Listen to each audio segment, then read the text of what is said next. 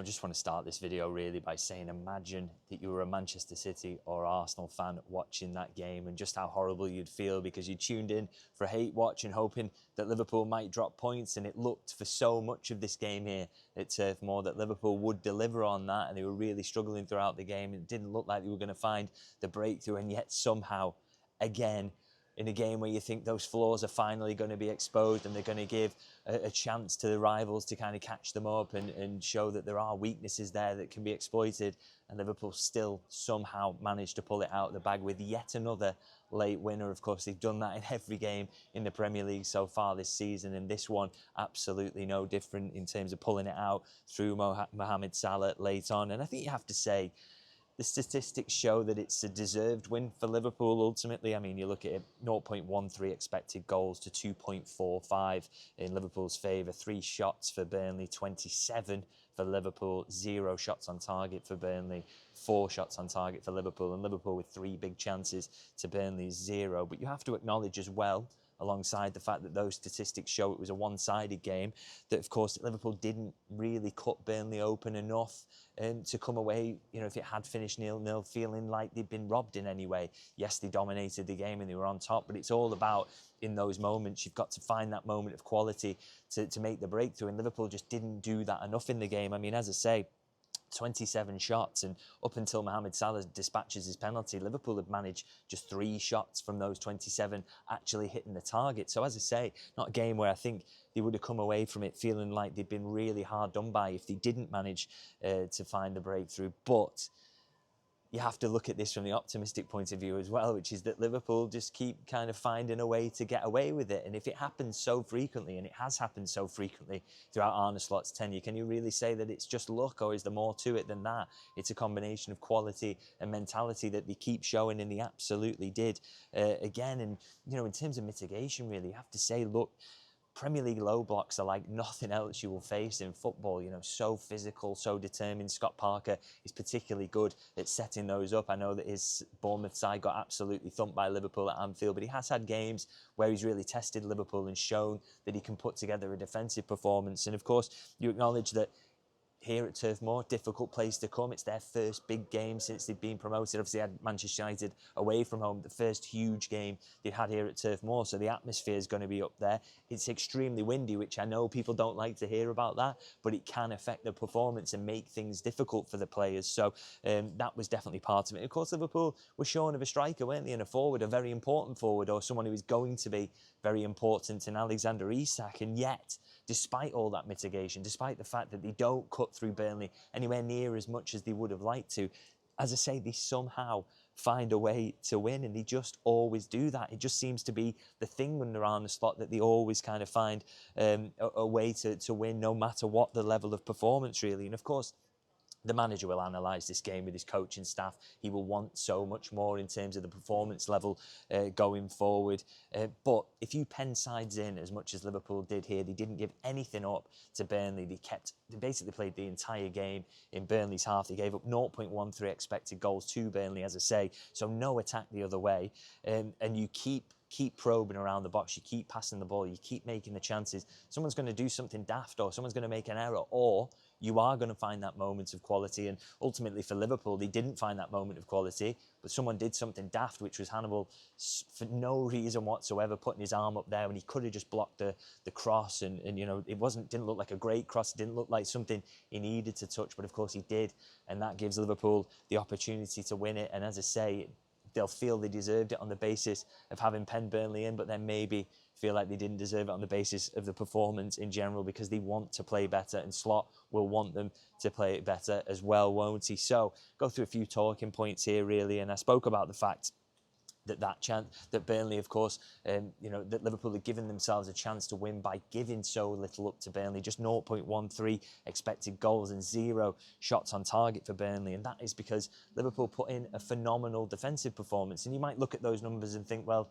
they didn't have to. What are you talking about? But the fact that Burnley offered zero threat is because Liverpool played so well in the defensive aspects of the game for me. And that, at the absolute heart of that, was definitely not Alisson Becker, because he didn't have to save a single shot in the game. But the defensive duo of Ibrahima, Konate and Virgil van Dijk, I thought were absolutely phenomenal for Liverpool today. So, Konate, 6 out of 7 ground duels won, 8 out of 11 aerial duels won. So 14 duels won in the match, which was more than anybody else. Unbelievable. And, it was particularly testing for him because Burnley continued to go long.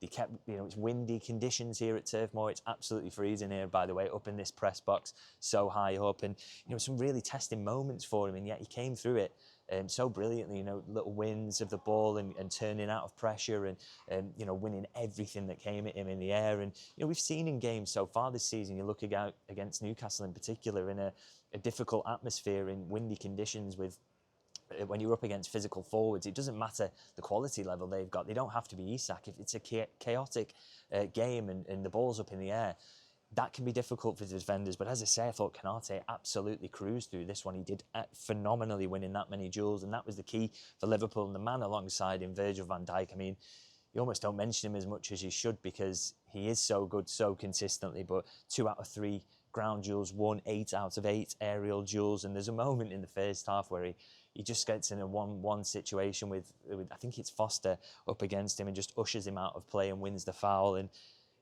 players just don't even want to try to go up against him because he's just got them all on toast completely. And I just thought, again, a marvellous performance from him alongside Konate.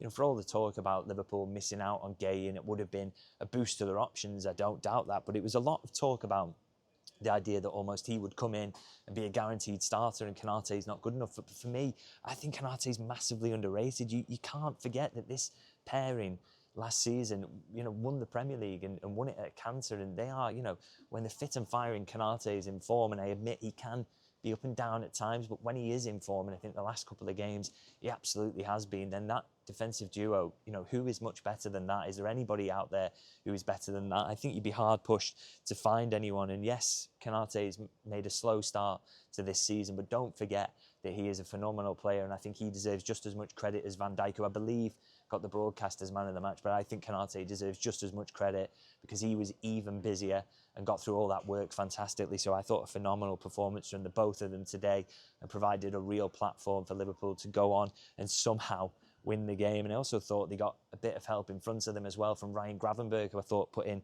a marvellous performance, really. The fact Burnley couldn't get, they tried the long balls, but they also tried to get away on the counter at times. And the fact that they weren't able to do that, much the fact that Ryan Gravenberch himself was phenomenal in front of that back four and has been since he's come back into the team after missing the first couple of games. 4 out of 7 ground duels won, 3 out of 5 aerial duels, wasn't dribbled past even once in the game. And of course, his use of the ball was brilliant as well. I thought he saw an awful lot of it, but I thought he used it really well. He kept probing, making it difficult, moving Burnley from side to side, which you have to do, but also finding little turns out and little moments where he could beat a man and just try and find some space for Liverpool to play into. So I thought he did that an awful lot. And there was actually kind of a flick down in the centre circle. I've not had the chance to look at social media, but I'm pretty sure the clip will be on there. Just an unbelievable bit of skill and what he did on the ball as well. 4 chances created, 4 shots, kept threatening. And again, you keep doing that. You keep giving them something to think about. Then maybe you get a moment of the madness and a bit of luck at the end, which Liverpool did. So I just think Ryan Gravenberch is absolutely world-class in that number 6 role and crucial to everything that Liverpool do. And so this was another performance for me that cemented that and really showed how important he is to Liverpool. And one of my final talking points I want to discuss as well is the use of Andy Robertson and bringing him on in the first half. Now, for Kirkez, bit of a disappointing moment, wasn't it, to be dragged off, not even for the manager to wait till half-time. But I have to say, I think it was the right decision from the manager. I think it was a smart decision because Kirkez, obviously, he gets that yellow card through.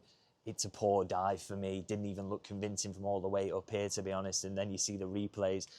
You've got to sell it a bit more than that. And he really didn't even look at any moment like a penalty. So a good spot from the referee, Michael Oliver, I thought. But of course, after that, I still think he just kind of looked like he was having one of his rash days and that he might just get caught out and get himself a second yellow. And, Arne Slot clearly agreed and didn't think he wanted to get till half-time and run that risk. And so brought Robertson on. And as I say, I think it was a smart decision. I thought Robertson brought a real calm, real quality in terms of his performance, really, and a kind of just a composure that comes with experience, really. And I don't, with Kirkes, you've got to remember that, he can have a day like that. He's 21 years old. I think he's had a very good start to his Liverpool career, but he's got that in him at the moment, and it will just take a time to settle. And the good thing is that in the meantime, if you've got someone as good as Robertson and as composed and as experienced, as I say, then that's not a bad backup to have at all. And I thought Robertson was magnificent today. I mean, he comes in defensively, not too tested down that side, but did everything he needed to in terms of defending his flank. And then he creates 5 chances as well, which is more than any other player in the entire match. And obviously he doesn't play the entirety of the game as well, so that's hugely impressive. I mean, it's one he puts on Chiesa's head that should hit the back of the net. A couple of really good crosses that he puts in, really, that, all of Liverpool's biggest threats seem to kind of come through Robertson. So I thought he was really, really good. And look, with Robertson, I have to say, he's got so much to give to this Liverpool team as well. You shouldn't forget that. Again, he's someone who, because Liverpool have signed a left-back, people are writing him off and pretending he's come to the end of his usefulness. I don't agree with that at all. I think, again, he showed today he's a very, very important member of this squad, and he has an awful lot to give, and he will play a lot of games this season as well, because there are a lot of them, and you've got to protect Kirkes. He's going to have moments where he needs to be pulled out like he was today. And so to have someone as good as Robertson backing him up shows the strength of this Liverpool squad for me. So I'm going to wrap it up there by just reflecting on the fact that somehow Liverpool have managed to pull it out the fire. Arsenal and City fans watching feeling absolutely sick. And Liverpool 12 points from 12 now, top of the league, and they still haven't played at their best. Surely that's going to come at some point. But if you can keep winning in the meantime, then that's not a bad habit to have. And of course, it is on to Atletico Madrid next. And I think this game might actually have been really good preparation for that, coming up against a really determined low block, isn't it? So hopefully Liverpool can come into that and have a few better ideas about how to break it down. Maybe a bit more earlier use of Rio Engamoa, maybe can Frimpong's pace down the right-hand side help them. We'll have to see what the manager decides, but I'm very much looking forward to that, because regardless of what happens, it looks like Liverpool can play as poorly as they want and still somehow come out with the win. So we'll see how they get on in that regard. So I'm going to wrap it up there and say, if you can like and subscribe, that would be massively appreciated. And of course, your comments are always welcome as well. I want to hear what you thought about today's performance in the game. Are you any worries about it, or are you feeling a bit optimistic about the fact that Liverpool just always win, don't they? So going to wrap it up there and say goodbye from Turf Moor, and I'll see you guys very, very soon.